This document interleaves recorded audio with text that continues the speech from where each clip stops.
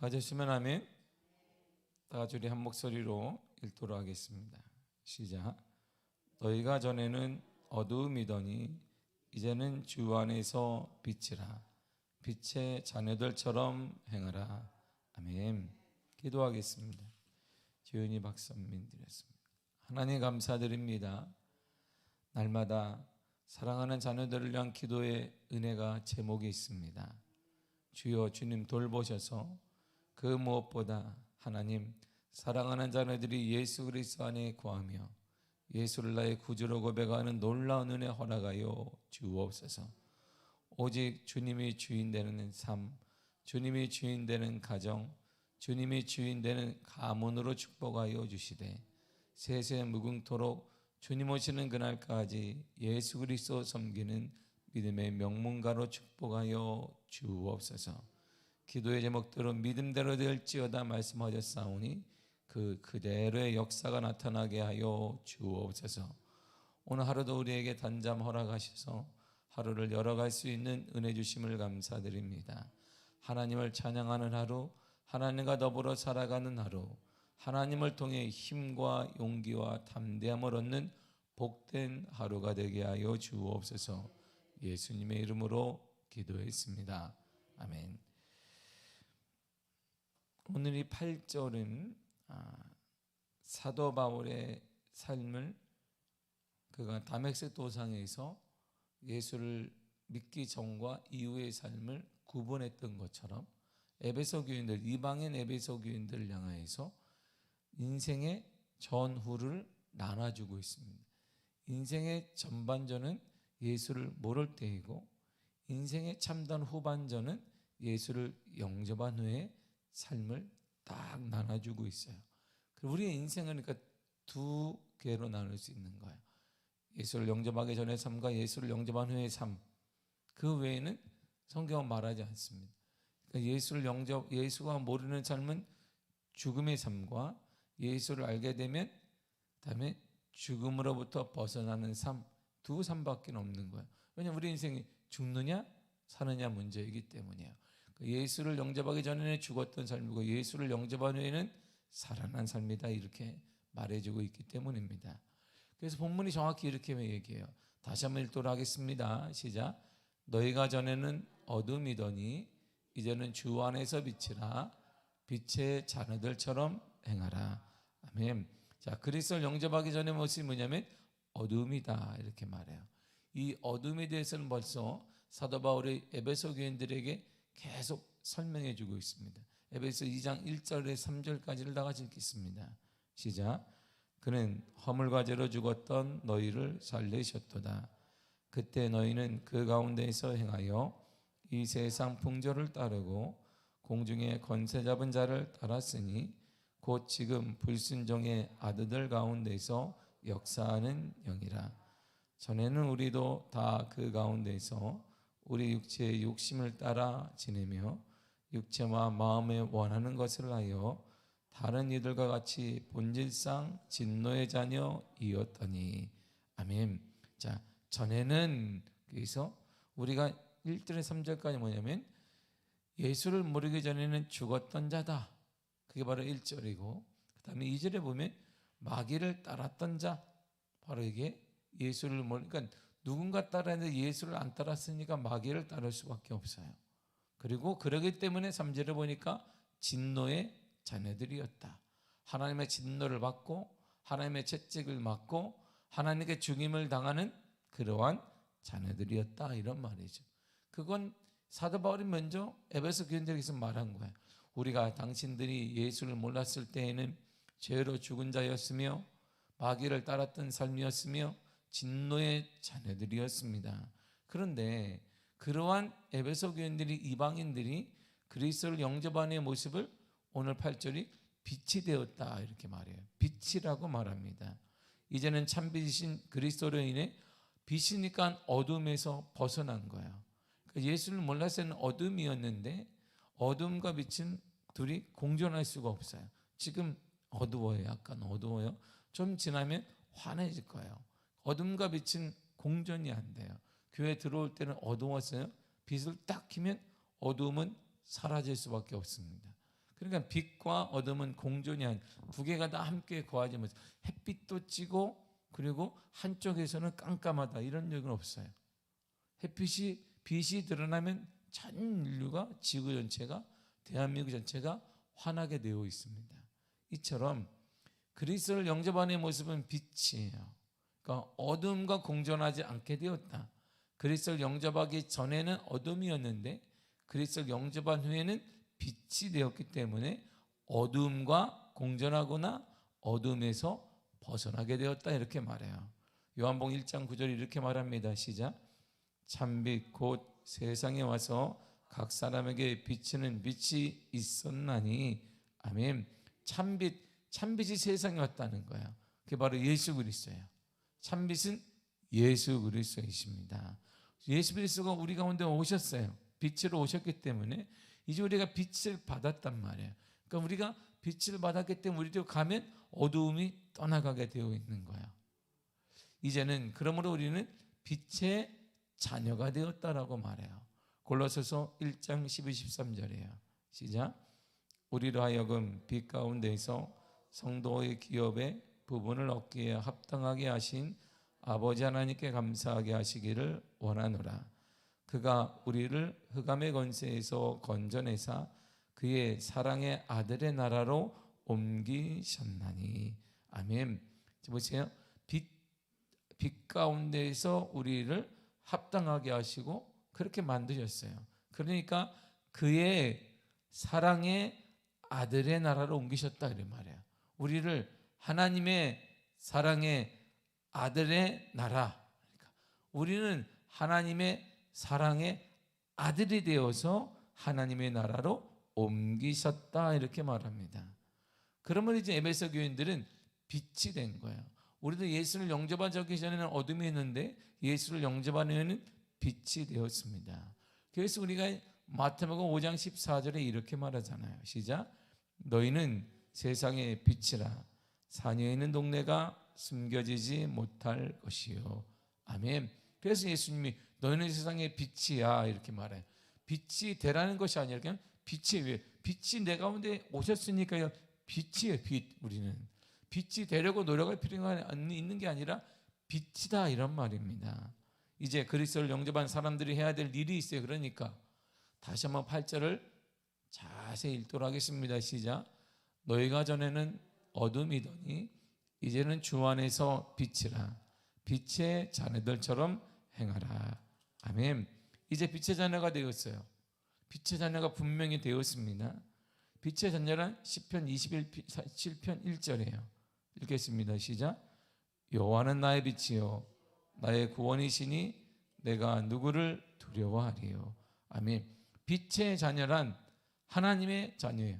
하나님의 빛이기 때문에 하나님의 자녀가 되었다 이랬어요. 하나님의 자녀가 되었으니까 빛의 자녀들처럼 행하라 이렇게 말해요. 이젠 하나님의 자녀들처럼 살아라 이런 말입니다. 말만 하지 말고 이런 말이에요. 말로 하나님의 자녀가 되는 것이 아니기 때문에 삶으로 살아라 이런 말이에요. 그러니까 삶으로 살아내야지 빛의 자녀인. 맨날 입으로 나는 빛의 자녀입니다. 하나님의 자녀입니다. 말해봐야 소용이 없어요. 교회 내에 우리가 열심히 뭘 한다고 소용이 없어요. 우리가 교회 내에 뭘 열심히 한다고 세상 사람들이 아는 것도 아니에요. 영향이 아무것도 없습니다. 우리의 참다운 힘은 여기가 아니라 저기예요. 저기. 우리의 참다운 능력은 여기서 하는 게 아니라 저기서 하는 거예요. 저기서. 우리의 힘을 모아 은혜를 받고 충만하여 세상으로 나가서 여러분들의 가정을 변화시키고 자녀를 변화시키며 우리 이웃들을 변화시키고 그 삶 가운데 변화가 일어나야 된다 이런 말이죠. 여기서 행하는 게 아니에요. 여기서 우리가 열심히 신앙생활 열심히 했는데요. 세상 사람 아무것도 몰라. 관심도 없어요. 세상 사람들은 관심이 없어요. 요 상작관 같은 우리 건물 안에서 많이 해봐야 관심이 없습니다. 여기서 우리가 겸손하게 은혜를 받고 서로 위로하며 세워주고 있다가 서로 우리가 기도해주고 있다가 밖으로 나가서 그곳을 변화시키는 그곳. 할렐루야. 여러분들의 가정이 변화받기를 원합니다. 여러분들의 삶이 여러분들이 있는 터전이 변화받기를 원합니다. 가정이 먼저 변화돼야 돼요. 핵심은 가정이에요. 가정이 무너지면 다 무너지게 되어 있는 거예요. 이 나라가 보세요. 우리나라를 보세요. 우리나라가 계속 발전하면서 놀라운 사건이 하나 있습니다. 모든 일본도 그렇고 놀라운 사건이 있어요. 뭐냐면 이제는 홀로 사는 가정이 점점 늘어요. 우리나라도 이제 좀 지나면 30%, 40% 가정이라는 명목하에 혼자 사는 사람들이 되게 늘어나요. 일본은 우리보다 더 홀로 사는 사람이 많습니다. 근데 그런 나라의 특징을 보면 가정이 안 뭉쳐지고 혼자 살게 되니까 그걸 우리는 그냥 가정이라고 해요. 왜? 거기서 지원도 많이 합니다. 우리나라의 지원의 대부분은 혼자 사는 사람이에요. 청년들, 홀로 사는 분들에게 다 지원이 돼요. 그런데 놀랍게 가정 해체가 그러니까 평범하게 이런 일상생활이 뭐냐면 해체를 사회적 분위기가 그냥 암암리 인정하는 거예요. 이렇게 계속 인정하는 것입니다. 가족 해체가 상당히 빨라요. 우리나라는 급속도로, 일본이 오래 걸렸도 우리나라는 급속도로 빨라지고 있습니다. 선진국보다 더 빨라요. 우리나라는 가족 해체 현상이. 그러면서 이게 하나하나 무너져 가는 거예요.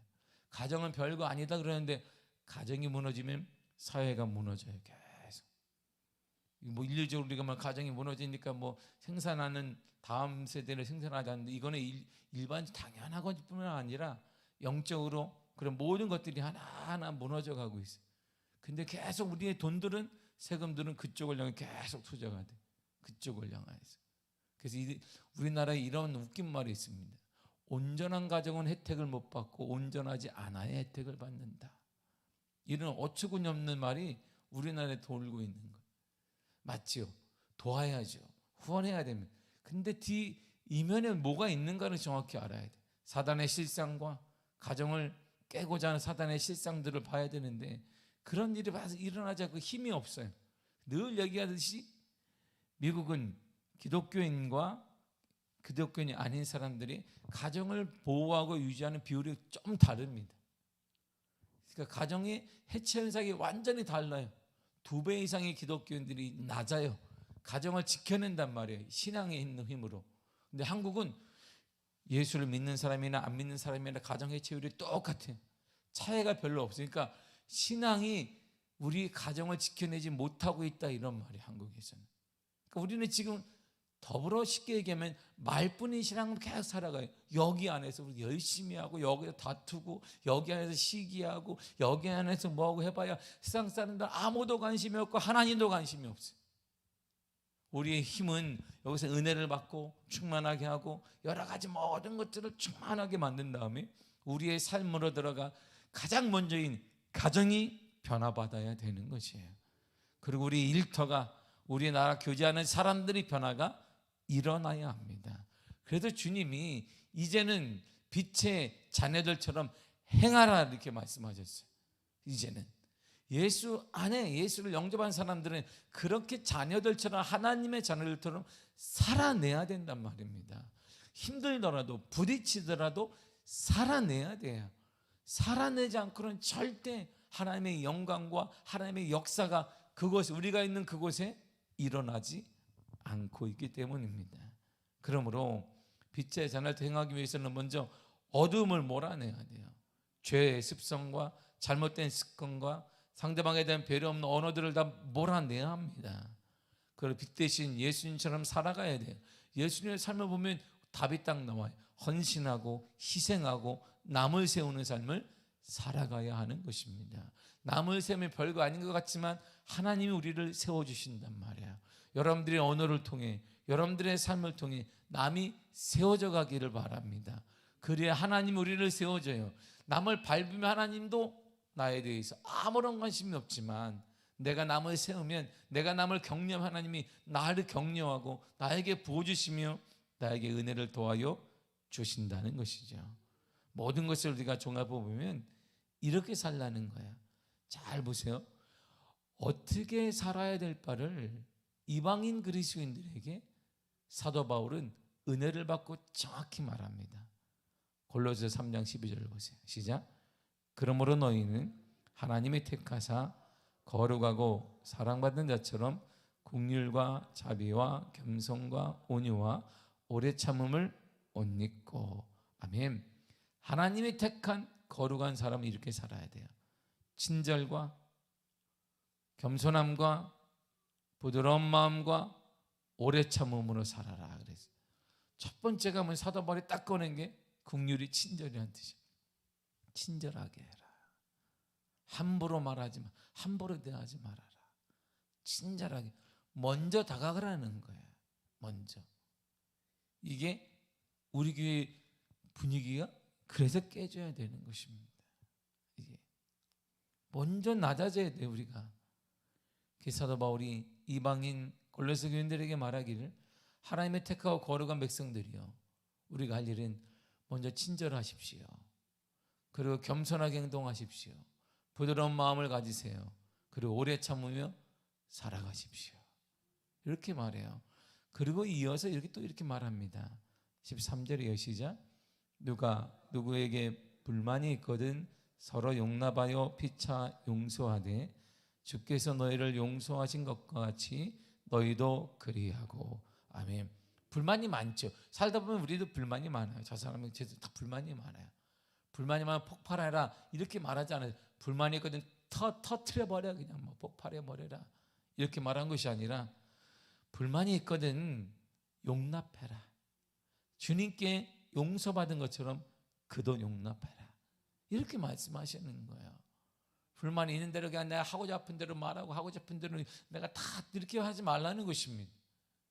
내가 주님께 용서받은 것처럼 그도 용서하고 용납하라, 이런 말이죠. 더 나아가 14절 이렇게 말해요. 시작. 모든 것 위에 사랑을 더하라. 이는 온전하게 매는 띠니라. 아멘. 이 모든 것을 이렇게 하라. 친절하게 하고 겸손하게 하고 온유하게 하고 오래 참게 하고 그리고 서로 용납하고 주님께서 나를 용서하는 것을 용서하라. 이 모든 것을 하되 무엇으로 하라? 사랑으로 해라. 사랑으로 해야 된다. 내가 꾹 참고 이를 악물고 하지 말고 사랑으로 해라. 사랑. 없는데요. 사랑을 구하라 그러면 사랑을. 전 냉랭한데요. 그렇게 하면 막 속이 시원한데요.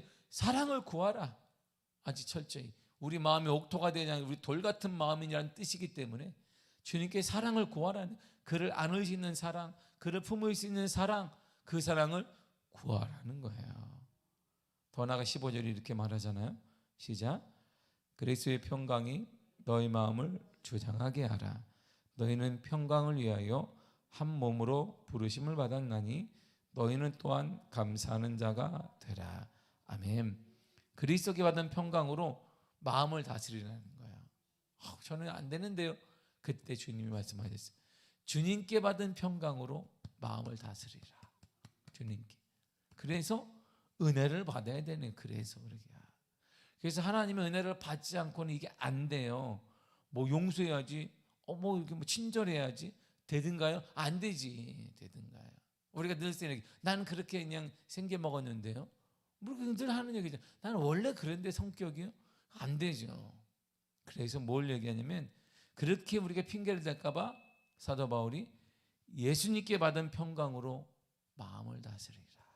우리 마음을 다스리라. 그리고 다스린 자들이여 뭐하라? 감사하며 살아라. 이런 말. 감사하라는 거예요. 감사하시길 바랍니다. 감사해. 추수감사주의 다가오기 때문에 감사한 것이 아니라 삶 자체가 감사한 거예요. 하루하루 산 자체도 감사하시길 바랍니다. 여러분의 가정을 향해 감사하시길 바랍니다. 감사해야 돼요. 감사해. 여러분들이 눈에 띄고 있는 여러분들의 모든 가족 구성원들이 바라건대 구원의 바늘을 쓰기를 간절히 축복합니다. 감사해야 돼요. 하나님, 나를 통해 우리 가정에 복음을 심게 하시니 감사드립니다. 여러분들의 귀한 가정이 정말 사랑의 가정이 그 무엇보다 복음으로 예수 그리스도로 은혜를 받는 가정이 되기를 바랍니다. 그 무엇보다 가장 큰 축복은 가정이 복음화되는 거예요. 가장 큰 은혜는 가정이 예수 그리스도를 영접하는 것입니다. 그러므로 여러분들 마음대로 사고대로 안 되거든. 막 화가 나거든. 그래서 나는 못하는데 그러거든. 주님께 받은 그 평강으로 마음을 유지해야 돼요. 어떻게 해요? 은혜를 경험하면 되죠. 깊이 있는 기도 생활을 통해, 깊이 있는 주님과의 만남을 통해 마음을 다스려야 돼요. 그리고 더 나아가 이렇게 말하는 거예요. 시작. 16절의 시작. 그리스도의 말씀이 너희 속에 풍성히 거하여 모든 지혜로 피차 가르치며 권면하고 시와 찬송과 신령한 노래를 부르며 감사하는 마음으로 하나님을 찬양하며. 아멘. 오직 그리스도의 말씀으로 삶을 채우라는 거예요. 오직 모든 것은 내 승질대로, 내 계획대로, 내 머리로 하지 말고 그리스도의 말씀으로 내 삶을 채우라는 거예요. 그리스도의 말씀으로 내 삶이 방향을 정하라는 거예요. 그리스도의 말씀으로 내 사고의 미래를 정하라는 것입니다. 그리고 서로 가르치고 배우며 상대방을 세우라는 거예요. 여러분, 가르치기는 뭐 이렇게 잔소리하는 게 아니라, 가르친다는 게 전제가 뭐냐면 가르침을 통해 그 사람이 세워지면 가르치는 거예요. 근데 나는 막 가르치는데 그 사람이 내 곁을 떠나고 주를 떠난다 그러면 그 훈계, 책망하는 거예요. 그것은 가르침을 통해 그 사람이 그리스도 안에 세워져야 돼요.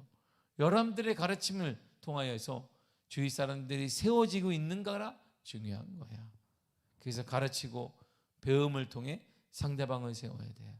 그리고 언제나 하나님께 감사하시기를 바랍니다. 여기 나오잖아요. 하나님께 감사하는 삶. 하나님, 이게 빛의 자녀들처럼 행하는 것입니다. 마지막으로 11절에 이렇게 말해요. 시작.